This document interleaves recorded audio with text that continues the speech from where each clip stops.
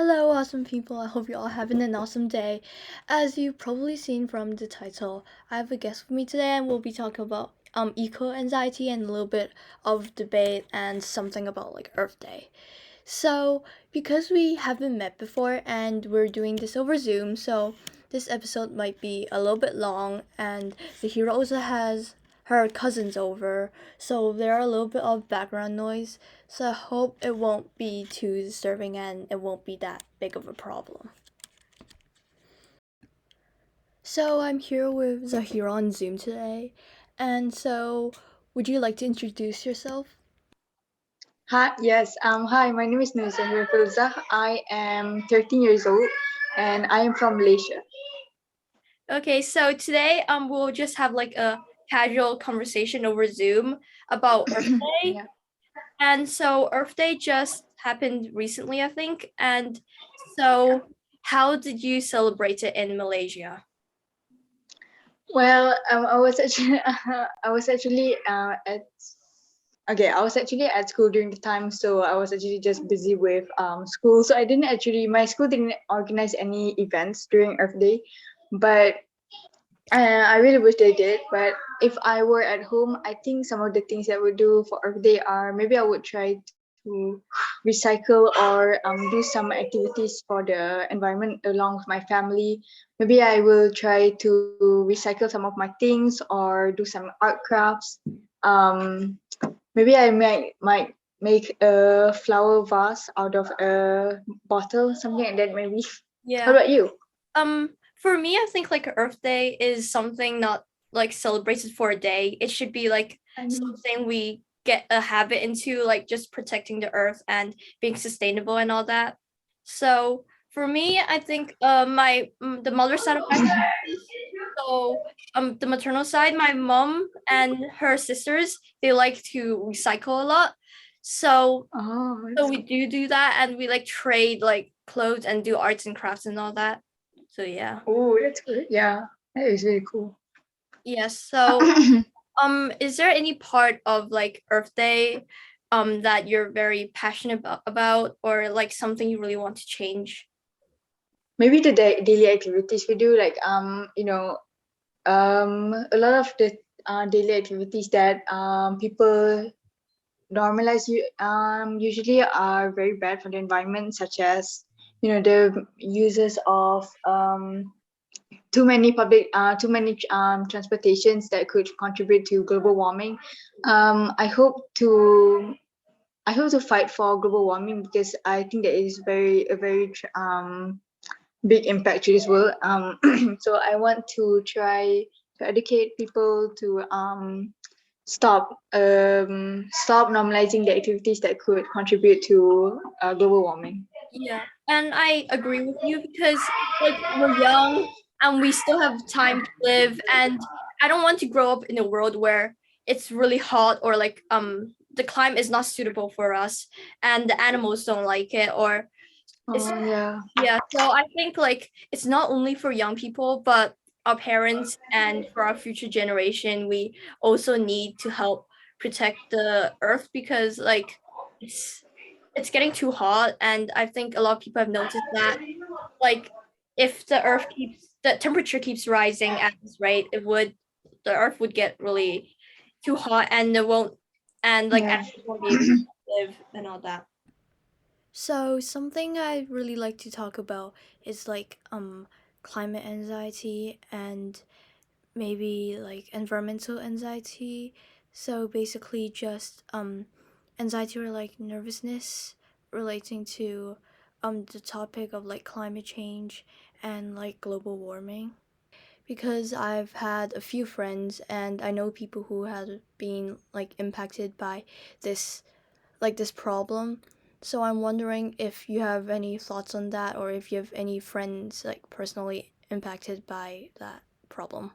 Well, friends really talk. I really talk about global warming and climate change with my friends, but I can definitely tell most of us are very scared. Since we are still very little and we haven't even we are the next generation, and I mean, what if we are the next generation and we are living in a very bad environment with a very hot environment, and we are the ones who the whole world will be depending on. So I think most of my friends are definitely scared about climate, and um yeah, I think they are. Yeah, I think it's really normal for us to be scared because if we're not scared, there is a problem. Because I mean, it's the whole Earth, and if because like it's pretty unlikely that we would find another planet for us to live on, like in Exactly. future, like near future. But so we really have to work on protecting this Earth. And so I've had a lot of friends who think that they're too low to actually do any, like, make any change, but they would really want to contribute. And so, is there anything you would like to say to those people, and how they can like reduce their anxiety regarding to this topic? I think we should all, as the younger generation, we should all stand together and find a solution to these. So we all have anxiety for the earth. I mean, I have anxiety. We all have anxiety. Even the older generation are having anxiety on how we can prevent this issue. But I think some of the things that we can do are, maybe we could start clubs, or we can start clubs, so we are not normal. We are normalized with about talking about climate change and global warming. So maybe we should all start. I think the older generation should give more education towards the younger generation, so we can be more familiar with this topic. So for Okay. me, I think education is really important, of course, because without education, you can't really, like, you need to teach younger generation. And if when you teach them, a lot of them, like, of course, not all of them would find like a passion in for like the environment, or really like care about it. But then we hope that more people would care about it, because a lot of them might choose careers um like relating to the environment and the climate, and help the climate and all that. I also feel like when we educate people, especially the younger generation, um they will grow a feeling of a sense of nervousness and anxiety, and I think that's a good thing, because then I am hopefully they will start to care more about the environment and try to implement the ways things that could avoid the environment, to avoid global warming. I mean. Yeah, so I think you're definitely right. I think anxiety and depression, they're definitely not the best thing in the world, but a suitable amount of it can really help someone and can really motivate them to do things. Like stress, we've all been anxious and been nervous. So in a suitable amount, it really does help. But for some people, having too much of it, it can lead to like some behavioral problems, and they can feel really down and sad just from the stress. Well, I feel like, okay, maybe education should also, we should design education to be a lot more fun and less serious. Because of course, global warming and climate change is a serious topic, but I think we could make it a little bit more fun when we try making some activities, so it doesn't seem too negative. I Yeah, feel like, yeah, there's just yeah, the just design more, of it. like, a lot more fun, because you don't want to like go to a kindergarten and tell the kids like the earth is slowly dying. When you get Yeah. 20, when you're 20, the earth will likely be blown up to pieces. You're gonna die. Like, of course, they're not gonna be happy when they hear that. So by giving them like activities to do, and especially for like kids like us and like primary and secondary, we don't want to just sit and like watch someone present and then give us like loads and loads of articles about the earth. I know. Exactly. Yeah, so we really want to have some like fun activities to actually get us interested in the topic, and not just read books and do research and write and write and write. Yeah. I definitely think that the education towards global warming and climate change can be a lot more fun. Since we're talking about climate change, I want to know, what is your opinion on Greta? Do you know? Oh yeah, Greta. Yeah, I know her. Yeah.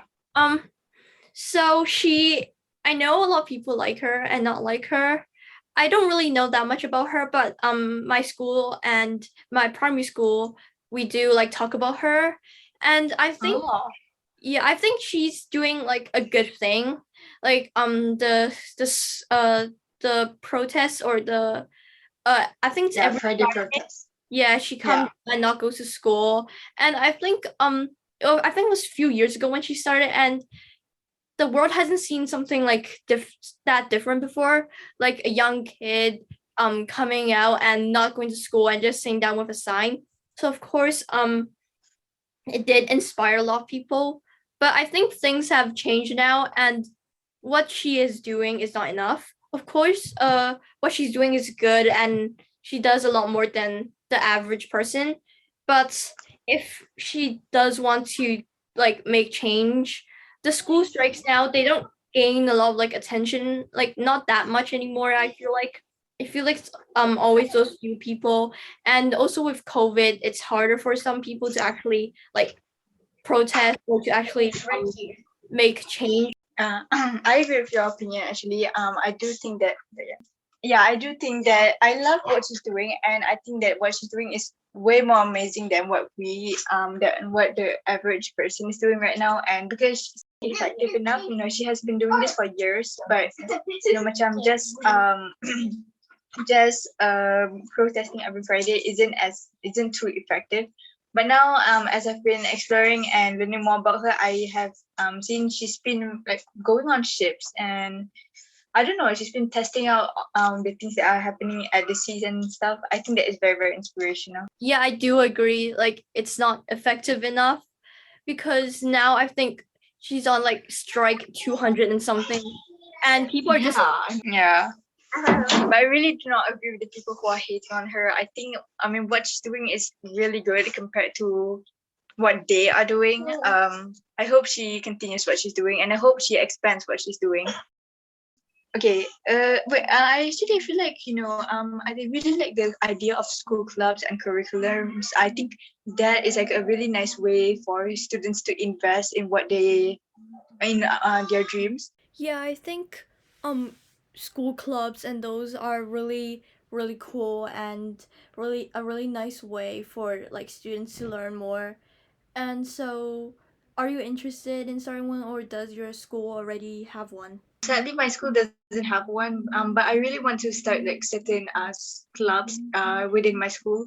I'm hoping that I could convince my batchmates to strive and create a new mindset in the school.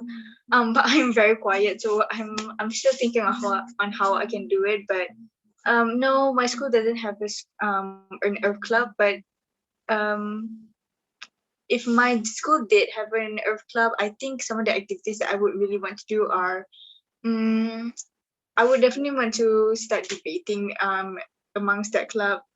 Maybe like talk about some things such as maybe some things about smoking, and maybe designing some posters and collecting some money, stuff like that. What about you? What do you think we should do? Yeah. For me, I'm also really quiet in school, so I don't talk a lot. And for like introverted, I guess, students like us, sometimes it's hard to like actually like get the courage to like raise your hand and to give ideas like that. Exactly. So yeah, that's why I made this account and made a podcast, is to like actually get things off my chest and to actually talk about what I'm feeling without having to actually talk to someone about it. So I It's think, amazing how yeah, it's amazing how introverts are very, very like very quiet at school, but they are very, very they have the courage to go out online with the whole world. I really hope that one day introverts can gain the courage and lead the world. I think we can. yeah, I do think like everyone, introverts and extroverts, we do need to talk about things, and some people might talk to others like in face to face, and I like to talk to someone, like I pretend to be having conversation through podcasts. So like that's what I do, and I enjoy it, and I really like your account and all you're doing and your design and the graphic design on your account. So I think that's really cool. Thank you. Okay, so back to the topic of like school clubs and just what other things do you think we can do to raise awareness about climate change and to actually try help like for students like us? Yeah. Wait. What about you? What club are you in your school? I'm not in a lot of clubs because I used to join a few. I used to join like a debate club. I joined a lot in primary. I think I was in like the student committee for 4 years, but then when I went to my secondary, I got like a little tired of like being in like house council or something like that. So I stopped. But I'm thinking of rejoining because I got a little I started talking less when I around year 7 or year 8. So I don't talk that much anymore and sometimes I don't really want to talk to people. So I don't really join a lot of clubs, but what other clubs do you join? Um, well, for my curriculum, school curriculum design, we have like three. We have like a school uniform, which for me, I am part of the Girl Scouts, and we have the club and sports. So for the sports, I am in the archery club, and for the club, I am in the debating club. This is my first time joining the debating club, and I have very little information. So, do you have any um, do you have anything that you would want to let someone who just joined a debating club? Because I really need some tips. Yeah, I remember you were asking me about debates and Yeah. I did join like a few like inter-school debating competitions like with other schools in Hong Kong and in primary. And for me, I think the most important thing is to know that there are people who are better at like writing and thinking and they might not be as good at talking and uh other people might be the opposite. So we really need like a balanced amount of like skills for a group and in a team. So I think for me, I can write and I can like plan, but it was really hard for me to talk in front of like 100 or 200 people and in front of educators and the judges and teachers.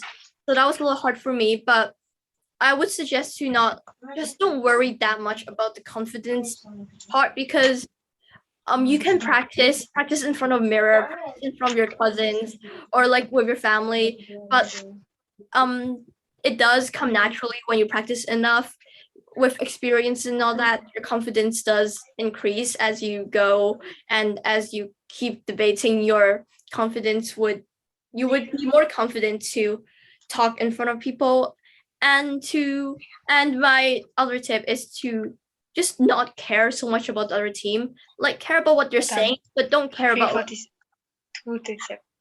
about how tall they are or like how intimidating they look. Just care about what they're talking because when I was in primary I remember I was short and my whole team was short. All three of us was really short. And the first, second, and third speaker on the other team was from like a boys' school and they were all like so much taller than us. And so this is also a part of like being confident and to not get intimidated by the other team and because when you like shy away from their problems and shy away from what they're saying and not talk about like and not rebut against their arguments, then it's not debate. And so yeah, so those are like the few tips I would suggest for someone who just started and just from my experience. Thank you. Um, I'm really curious to know how a debating competition would look like. What do you have to do during what happens? What is um the situation that is to be expected during a debating competition? So for me, there are like formals and informal ones. So for the formal ones in Hong Kong, I remember there's a first, second, and third speaker on all three teams. And so there's an adjudicator. She or he's the one, they're the ones to like judge, and they'll just sit in front of you and the audience will be behind the adjudicator. And so there are two teams, like one on the left and one on the right, and between them would be like a table where someone would like time. And so I think it was like it's 3 minutes. It really depends. I think it's 3 minutes, but you basically get when you talk, you can like bring cue cards or whatever. But I won't suggest writing a lot. Probably just writing a few points so you don't like stick your head and like just look at the cue cards the entire time and to actually face the audience. But it's just they would when you get to 2 minutes 30, I think they would ring the bell once, and when you get to 3 minutes they'll ring the bell once, and when it goes to 3 minutes 15 or 3 minutes 30, you would get stopped immediately if you don't finish. So that's like, I think it goes like first speaker on one team and then the other team and then second and then third. So the first speaker would just introduce and all that.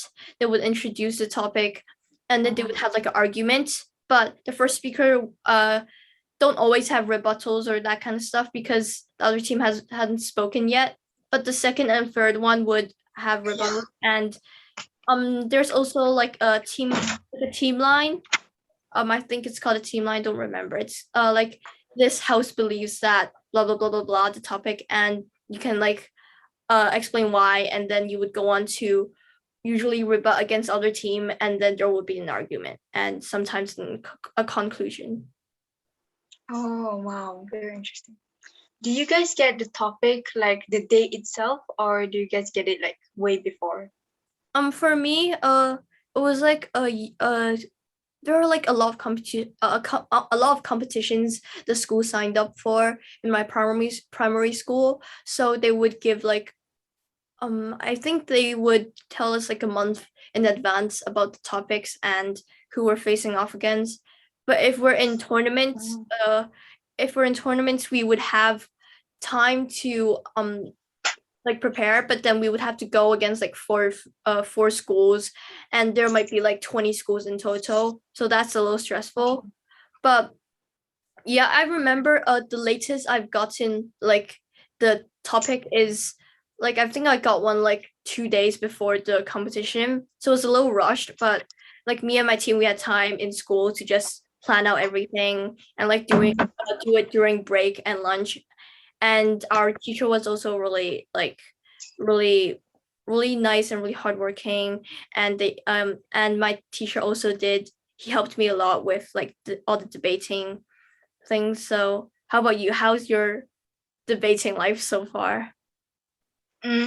Well, actually, well, I just joined the debating club just a few months ago. And because so far I've only been at school 1 month this year, so we haven't done anything at all. I haven't never even met the teachers and the students yet. So I have very little. I have no idea what I'm to expect for. But some of the things that I have been doing for preparation to debate are I sometimes try to watch videos and videos of people debating and tips on how we can debate. But I think it's very intimidating. I think that debating is very competitive. I see very marvelous students debate, and they use very advanced vocabulary. So do you think that debating requires very advanced vocabulary? My I have very little. my English is not very good. My English is not good compared to my friends. So vocabulary, it has been like a slight problem. Like I think my vocabulary is not good enough. But from what I've been like from our conversation, I think you'll do fine. Like your vocabulary won't be a problem.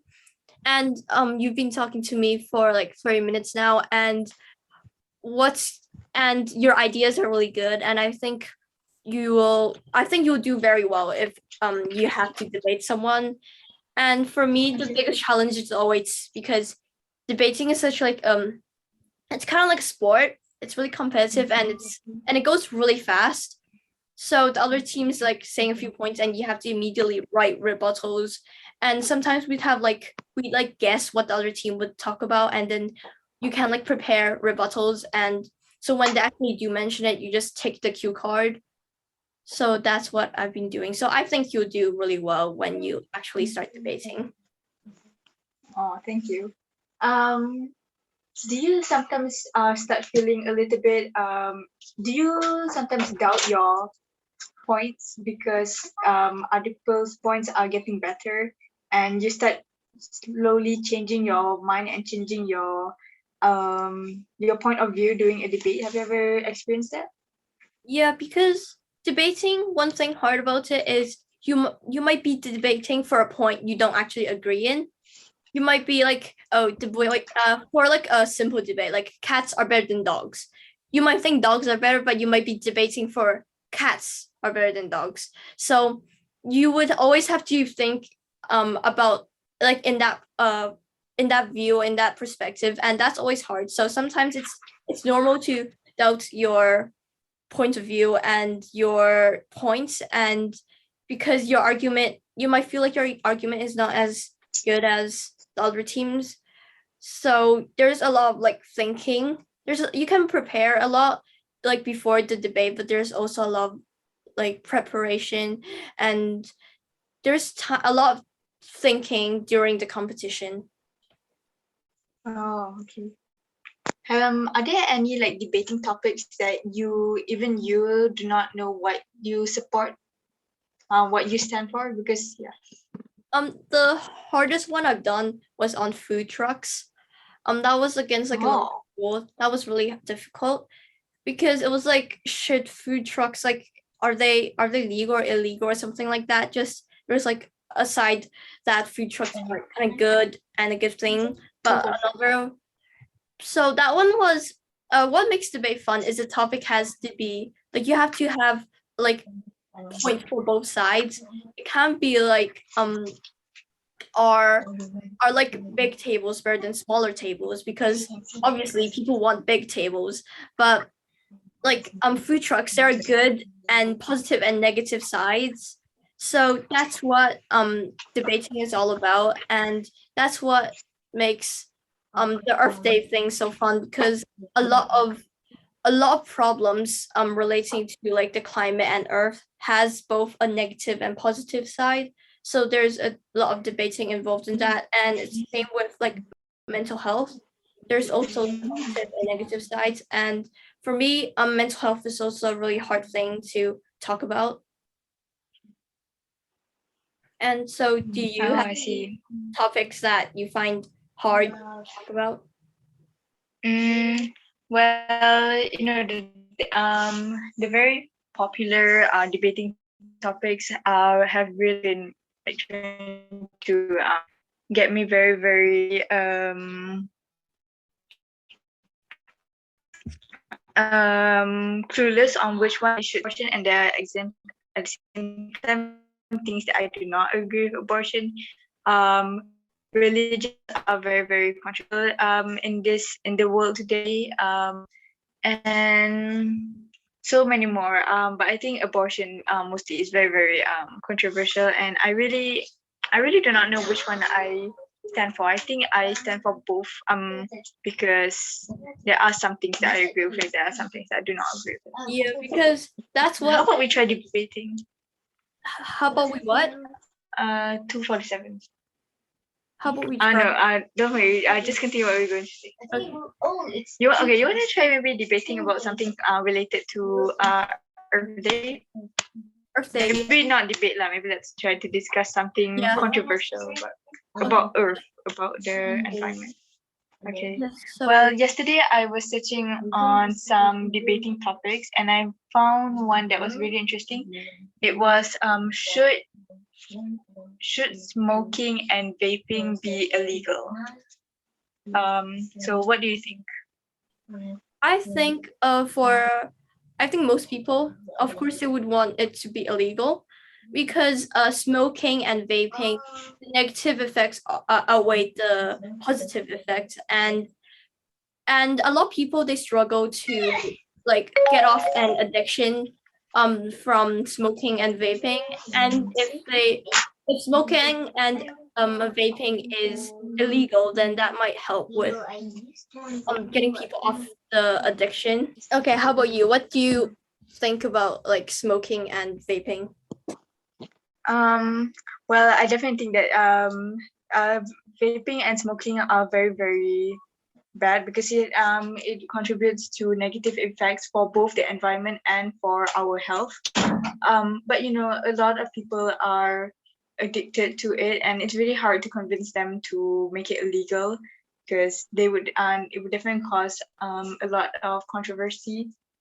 But if possible, I definitely want to make it illegal. But maybe there is another side of smoking and vaping that shouldn't be illegal. It's maybe something that I do not know yet. Yeah. I think the other side could argue that vaping and smoking, it's their choice. It's their health that they are impacting, and that they should have the choice if they want to destroy their health because they feel better like mentally. It might worsen their like physical health, but they might feel better, like they might feel really happy afterwards. So they might like talk about that.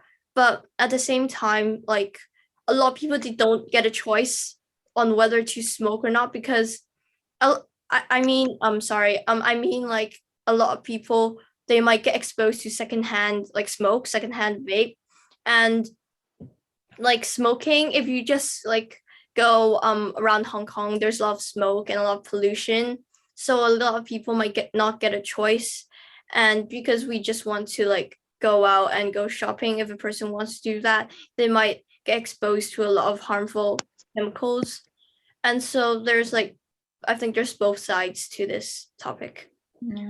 Yeah. But if possible, I definitely want to like just ban it completely because it's definitely very, very bad for everyone, and I hate to see many people struggling and having their health to be damaged because of smoke. Yeah. Yeah, but it's really hard to convince the So world right now. so this topic is, I think it's definitely easier to argue for the ban it side, like ban smoking, because there's a lot more negative effects. But addiction is a hard thing to get over, and so it would take a lot of time to actually make that happen across the world to just make it illegal. Maybe we could like something that a lot of people are trying to do to like maybe we could try to like, use the same idea, smoking, but people can still smoke, but at the same time, it doesn't create damage for their health and for their environment. I think that's something that we should try to do. Maybe we should, with technology, we can create something where people have the ability to smoke, which just gives them the same pleasure as when they can smoke, but at the same time, it doesn't damage it. What do you think we can Yeah, do I think to make that giving a happen? person the pleasure to smoke when they don't have to smoke is like taking pills, I guess, because taking pills, um it feels great, it feels great to take pills, but you then effects are not as bad as smoking if you take them like if you take suitable amount and prescribed by like a medical professional. So I think like with technology and medicine, it could really help and get a lot of people feeling great about themselves and having the same pleasure with like smoking. But afterwards I think afterwards they might really need to like slow down and to take less of the meds and to just rely on themselves and not rely on the chemicals. Oh, yeah. What else can we talk about? Mm, Do you want to just talk about I think we have time for one more topic and then we can end it if it's okay. oh, okay. Oh, how about we talk about mental health since we are both interested and both of our accounts are based on mental health. Maybe we could talk about um, Which mental health do you want to talk about? I think a very important part of like mental health that I want to talk about is like mental health in different cultures and like mental health in different countries, Oh. because I don't really know how it is in Malaysia, and I want to know like if mental health is like a huge thing or if it's not as important. So how's Oh, okay. Well, mental health in Malaysia, Malaysians definitely do have mental health, do struggle through mental health. I think it's mainly because of school, because the education system is pretty competitive in Malaysia compared to like the countries in the US maybe. Um, I feel like exams definitely play a huge role, and university, which causes a lot of people in Malaysia to have mental health. And I feel like the government hasn't been doing a great job in um, stabilizing Malaysians' mental health. So I think that is how the situation is like in Malaysia. What about you in Hong Kong? um in Hong Kong, because I go to an international school, so I think the mental health here is pretty good, but I I think worldwide mental health is becoming a more like something a lot of people are willing to talk about versus like maybe Yeah. a few decades ago. So that's a good thing because a lot of people think, because physical health it's visible, you can see it, but then mental health in a lot of situations it's invisible, and there's a lot of people that there's a lot of misconceptions around this topic, and people might not understand what it's like to struggle with mental health. So it's good that mental health is an issue where more people are now um having more education surrounding mental health. Yeah, I agree. I feel like, but I am quite grateful that my school does have um, a counselor, a counselor, a counseling. So she does check on the students a lot. We are given a test pretty frequently every year, to test our mental health, and if our mental health isn't so good, the is it called the counselor or is it the counseling teacher? I don't know. You can call Would it. go call the teacher. Would call the student and ask them how they are doing. I have went to the huh? Yeah, I have I have went to see the counseling teacher a few times, and I feel like it is pretty good. It's definitely not too effective, but I am grateful that the teacher does sort of care about our mental health, and she once told me not to really pressure myself too much because of school. So yeah. I think But I feel yeah, I think that's really important as to like a teacher, they, because we spend so much time in school, like half of our day nearly in school, and so we spend a lot of time with teachers, and teaching their subject in is really important, but to just we can all students can always tell if they put a lot of effort into their teaching, and so that's really important. And I'm interested, how does the test look like, as in like the test on how your mental health is at the moment, like that one you just mentioned. well, they give out like about 50 questions, and they would ask questions, for example, like maybe they would ask, for example, how when was the last time you cried, and then like the options would be like uh maybe they would ask something like how often do you cry, and then the options would be very often, somewhat often, and so on.